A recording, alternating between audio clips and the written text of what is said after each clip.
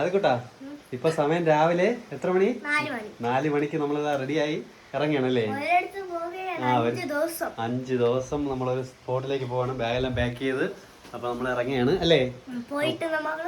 Yes, അങ്ങോട്ട് പറയാം അല്ലേ? കരുതി റെഡിയല്ലേ?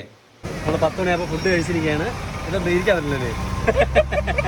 അങ്ങനെ ഊണ് കഴിക്കാൻ പോവാണ്.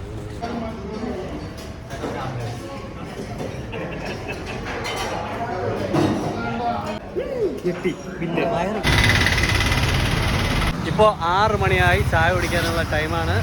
ചായ കുടിക്കാനായിട്ട് ഉള്ള സ്പോട്ട് എത്തി. ഇതാണ് ചായക്കട.